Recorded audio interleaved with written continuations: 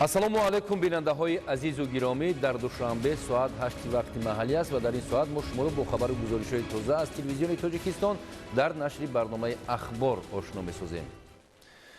тоҷикистон бо сарварии пешвои миллат муҳтарам Эмомалӣ Раҳмон дар самти ҳифзи пиряхҳо ва захираҳои обӣ яке аз ҷойҳои калидии дар меҳвари сиёсати умумии ҷаҳонӣ касб намудааст. барои ҷалби таваҷҷӯҳи ҷомеаи ҷаҳонӣ ба мушкилии обшавии пиряхҳо ва ҳифзи онҳо Созмони Милали Муттаҳид бо ибтикори Тоҷикистон соли 2025-ро соли байналмилалии ҳифзи пиряхҳо эълон намуд.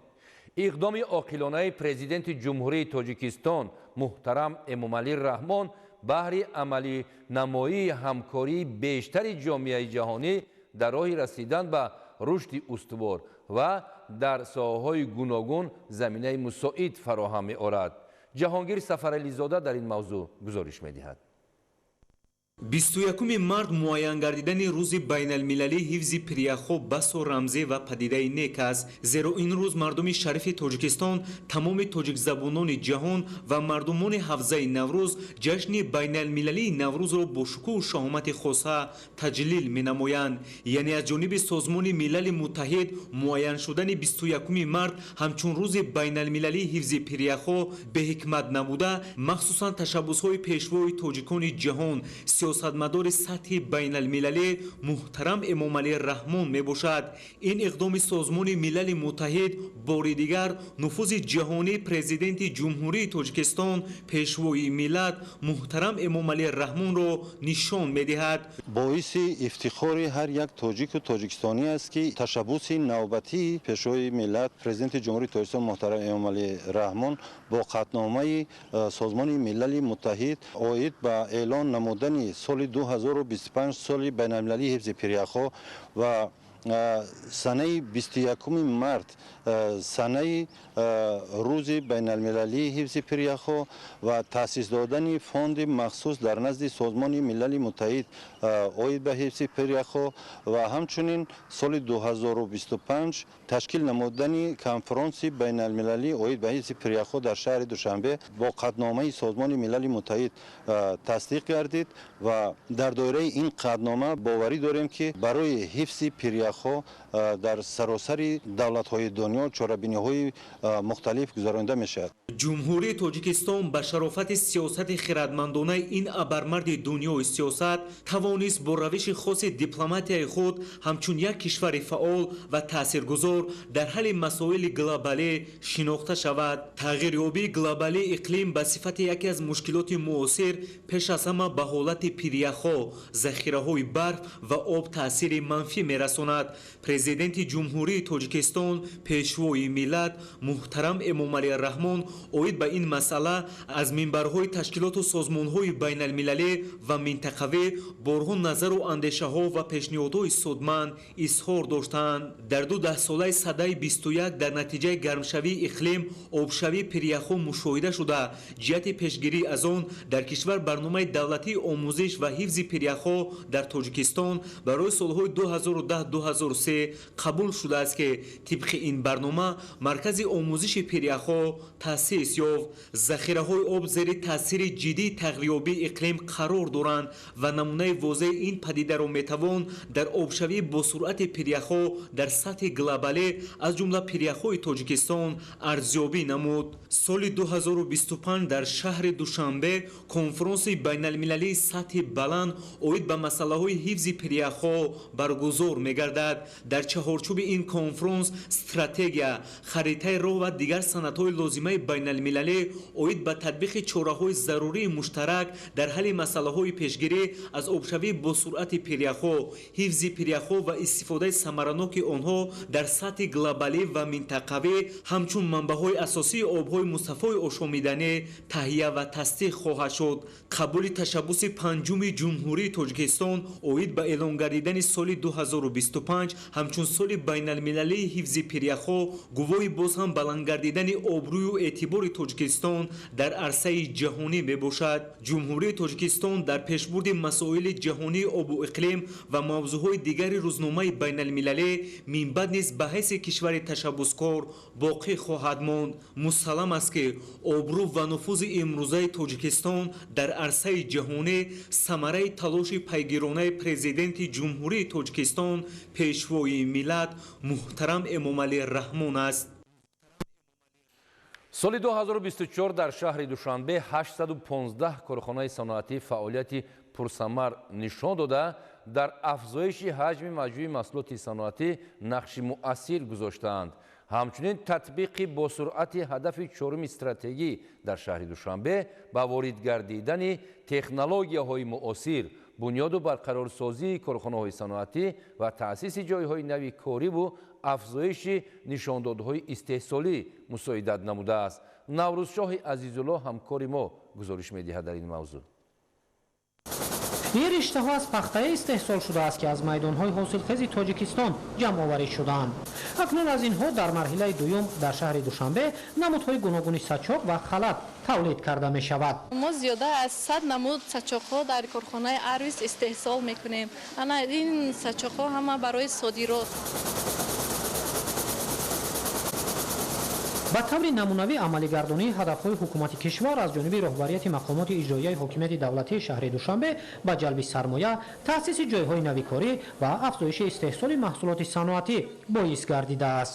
соли 2023 дар шаҳри Душанбе ба маблағи умумии 4,2 миллиард сомонӣ маҳсулоти саноатӣ истеҳсол шуда буд.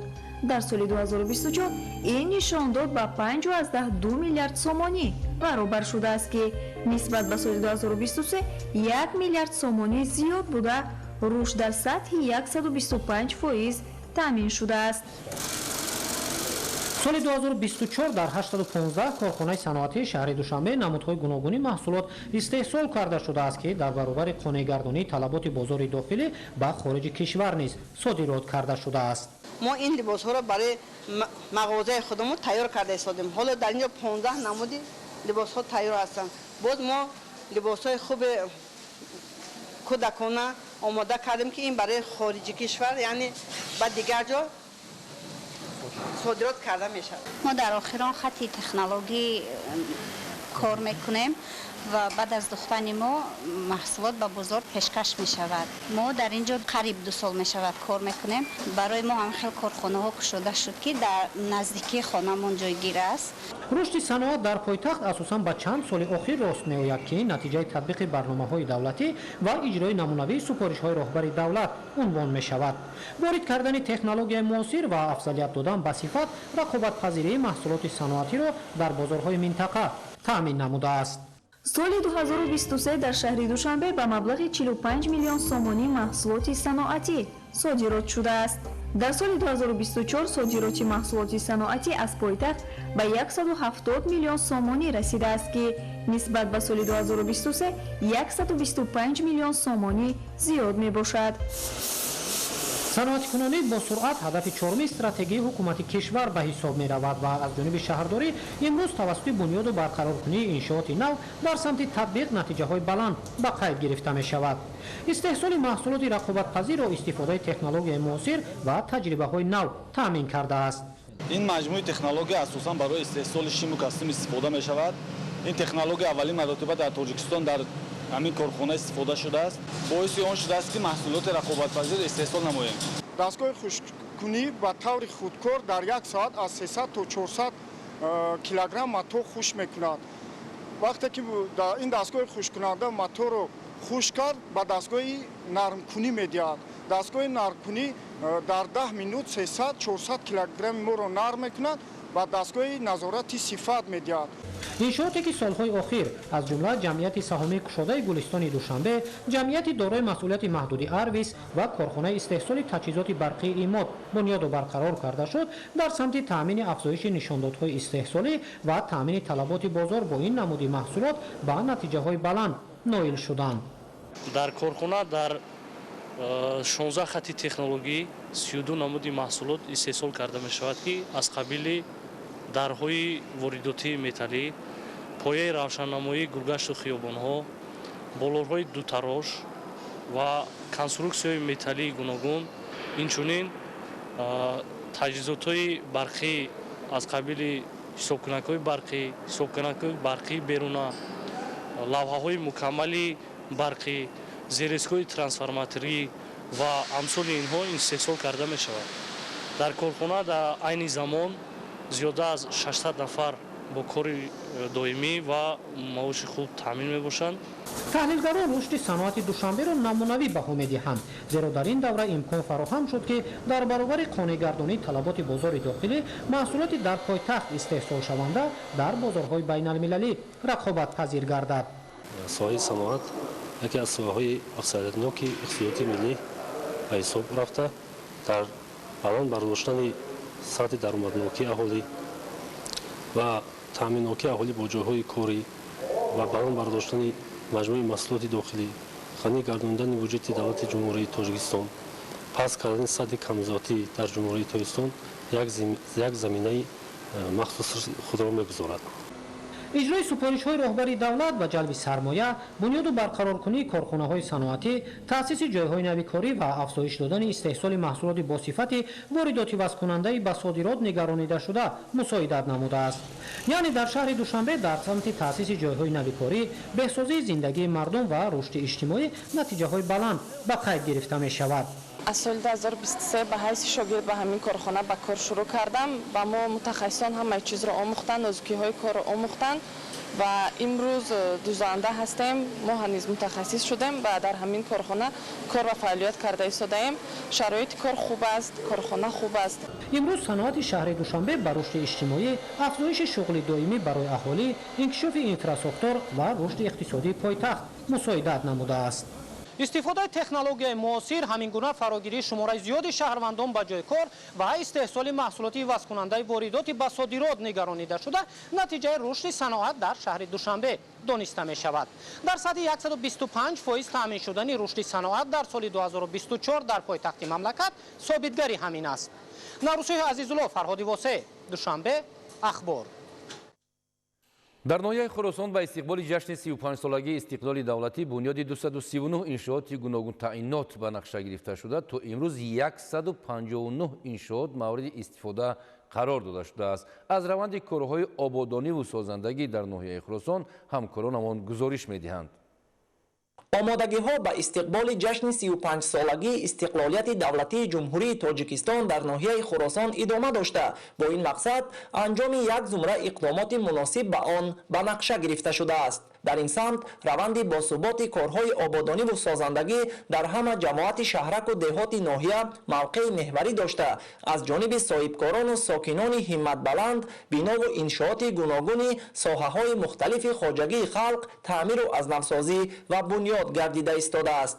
мувофиқ ба иттилои масъулини бахши меъморӣ ва шаҳрсозӣ ба муносибати таҷлили сазовор аз ҷашни 35-солагии истиқлоли меҳан дар ноҳияи Хӯросон бунёди 239 иншооти гуногунтаинот ба нақша гирифта шуда, то ба имрӯз 159 тои он мавриди истифодаи умум қарор дода шудааст. дар ин баробар ба таъмири роҳу пулҳои мошингузар, чароғонкунии кӯчаҳо, анҷоми корҳои беҳдоштӣ дар шафати роҳу дигар маконҳои ҷамъиятӣ ва ба ҳамин монанд иқдомҳои марбут ба тақвияти инфрасохтори маҳал таваҷҷӯҳи махсус равона гардидааст. бахшида ба ин ҷашн аз ҷониби аҳолӣ ва соҳибкорони маҳаллӣ роҳҳои деҳо сангфарш ва мунфарш карда шуда истоданд, ки ин барои беҳтару хубтар ҳаракати нақлиёт дар ин роҳҳо шуда метавонад. аз ҷониби соҳибкорони маҳаллӣ ва ташкилотҳои хайриявӣ дар ноҳия бунгоҳҳои тиббӣ, марказҳои саломатӣ сохта мавриди истифода қарор доштанд. раванди чароғонкунӣ низ дар ҷамоатҳои деҳот ва шаҳрак мунтазам идома дорад. бинову иншооти ба нақша гирифташудаи ҷашнӣ барои боз ҳам беҳтар гардидани шароити таълим, кору фаъолият, хизматрасонӣ ва дар маҷмӯъ барои зиндагии шоистаи сокинон равона гардидааст.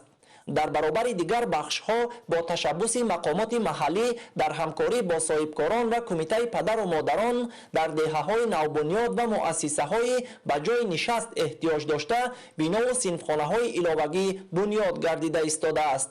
дар ноҳияи Хуросон дар соли 2024 35 синфхонаҳои иловагӣ ва аз ҷумла 2 то синфхона барои гурӯҳҳои томактабӣ сохта ба истифода дода шуд. ин тавонист хонандагонро ба ҷой таъмин намояд. зиёдшавии теъдоди хонандагон боз ҳам идома дорад ва дар соли 2025 шумораи синфхонаҳоро ба 41 адад расонем. мувофиқ ба натиҷаи тадбирҳои андешидашуда барои истиқболи шоиста аз ҷашни 35-солагии истиқлоли давлатӣ то ба имрӯз 67% корҳои ободониву созандагӣ дар ноҳияи Хуросон ба анҷом расонида шуда, дар дигар иншооти бунёдшаванда корҳои сохтмонӣ идома дорад. сокинони ноҳияи Хуросон бо истифода аз шароити мавҷуда азм доранд ки дар рушди маҳал, ноҳия ва мамлакат ки дар маҷмӯъ барои таъмини зиндагии шоистаи онҳо марбут мегардад, дар корҳои ободониву созандагӣ ташаббускор бошанд. исмоил соҳибназарён, мусои Нурмуҳаммад, ноҳияи Хуросон, ахбор. дар ноҳияи Рашт ярмаркаи ҷойҳои кории холӣ ва вазифаҳои озод баргузор гардид. дар ин ярмарка 18 ташкилоту муассиса ва дигар корхонаҳои амалкунанда ба корҷоён 105 ҷойи кории холӣ ва вазифаҳои озодро пешниҳод намуданд. гузориши Дигули Маҳмуд аз ноҳияи Рашт. дар паёми президенти ҷумҳурии Тоҷикистон пешвои миллат муҳтарам Эмомалӣ Раҳмон ба Маҷлиси олии ҷумҳурии Тоҷикистон таъкид шудааст ки дар 5 соли оянда 1 миллион нафар шаҳрвандони кишвар бояд соҳибкасб гардонида шаванд. илова ба ин зарур аст ки сифати таҳсилот ва касбомӯзӣ дар муассисаҳои таълимӣ беҳтар карда ихтисосу ҳунарҳое ки барои бозори меҳнат заруранд таъсис дода ҷиҳати ба шуғл таъмин намудани сокинони мамлакат бахусус ҷавонон ва занону бонувон тадбирҳои қатъӣ андешида шавад. баргузории ярмаркаи ҷойҳои кории холӣ ва вазифаҳои озод яке аз роҳҳои ҷалби шаҳрвандон бо ҷойи корӣ инчунин омӯзиши касбҳои талаботи бозори меҳнат ба шумор меравад. ин аст ки шуъбаи агентии меҳнат ва шуғли аҳолии ноҳияи Рашт дар ҳамкорӣ бо маркази филиали Калонсолон нақшаҳои мукаммалро амалӣ намуда истоданд то шумораи шаҳрвандони бешуғл ва касбомӯзӣ ва ҷойи кори доимӣ таъмин карда шаванд.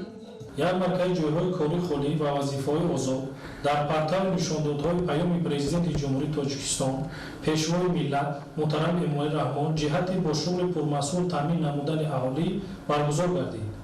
дар ярмарка бо дастгирии мақомоти иҷроии ҳокимияти давлатии ноҳияи Рашт зиёда аз 18 ташкилоту муассисаҳо, ҷамоатҳои шаҳраку деҳот ва корхонаҳо ширкат варзиданд. ба корҷоён 105 ҷойи кори холӣ ва вазифаҳои озод пешниҳод карда шуд. кормандони агентии меҳнат ва шуғли аҳолии ноҳияи Рашт бо дастгирии мақомоти иҷроияи ҳокимияти давлатӣ дар соли гузашта 10 маротиба ярмаркаи ҷойҳои кории холӣ ва вазифаҳои озод гузарониданд ки дар он ташкилоту идораҳои амалкунанда 324 ҷойҳои кории холӣ ва вазифаҳои озодро пешниҳод карда аз ин ҳисоб 179 нафар шаҳрвандон соҳиби ҷойи кори доимӣ шуданд. дар ин давра ҷиҳати соҳибкасб намудани шаҳрвандони бешуғл 300 нафар дар филиали маркази Калонсолон аз рӯи ихтисосҳои талаботи бозори меҳнат соҳиби касб шуда тариқи рохат дар ташкилоту муассисаҳо соҳиби ҷойи корӣ шуданд. дар ярмаркаи ҷойҳои кории холӣ ва вазифаҳои озод ки дар маркази шаҳраки Ғам баргузор гардид 18 ташкилоту муассиса, намояндагони нерӯҳои барқии оби Роғун ва дигар корхонаҳои амалкунандаи ноҳияи Рашт ба корҷӯён 105 ҷойи кори холӣ ва вазифаҳои озодро пешниҳод карданд то шаҳрвандон соҳиби ҷойи корӣ шаванд. дар баробар ин як қатор ҷавонон тариқи рохат барои омӯзиши касбҳои талаботи бозори меҳнат ба филиали маркази Калонсолон ҷалб гардиданд то касбҳои пешакардаи худро аз бар намоянд. ҳамзамон агентии меҳнат ва шуғли аҳолӣ дар ҳамкорӣ бо филиали маркази таълимии Калонсолон курсҳои худмаблағгузор و شهادتنامه‌کنی ملکه کسبی را از روی اختصاص‌های گوناگون بازار مهنت تشکیل نمودند تا شهروندان بیشغل صاحب کسب شده با جای کار دائمی تامین کرده شوند. ایدیگل محمود، دادرجان میرزازاده، برای برنامه اخبار از ناحیه رشت. امروز ملت تاجیک را در جهان محض فرهنگی والای و تاریخ پرغناوتش معرفی می‌سازد. از جمله فرهنگی والای تاجیکان در لباس‌های رنگارنگ مردمی، خصوصاً به عنوان زیبای و زیباپرستش تجسم یافته است. گزارش همکارانمان صابر ایوبی و صحبان قربانوف از دور شهری فستیوال 100 رنگ چکن در شهر کنیبادام. در شهر کنیبادام دور شهری فستیوال جمهوریوی 100 رنگ چکن برگزار گردید. مهمانان و ساکنان شهر قبل از آغاز چاره‌بینی اساسی در دالان‌های کاخ فرهنگی شهر نمونه‌های هنرهای چکندوزی، قراقدوزی و سوزانیدوزی و کشیده‌دوزی را که چیوران و هنرمندان از جماعت‌های شهرک و دهات به نمایش گذاشته بودند تماشا کردند. ابراز گردید که فستیوال جمهوریوی 100 رنگ چکن همساله با مقصد بلند برداشتن احساس وطن دوستی و خویشتنشناسی، افتخار ملی، قدر و منزلت لباس ملی به طور وسیع نمایش دادن دخت لباس‌های ملی و در عرصه بین المللی معرفی کردن صنعت و هنر والای خلق تاجیک گذرانیده می شود. سپس با اشتراک گلدختران چکنپوش، دانشجویان، شاگردان مؤسسه‌های تحصیلات عمومی و تا مکتبی برنامه رنگین و جالب از جمله نمایش لباس‌های کودکانه، لباس‌های قدیمی تاجیک، لباس‌های روزمره، لباس‌های مراسم عیدانه،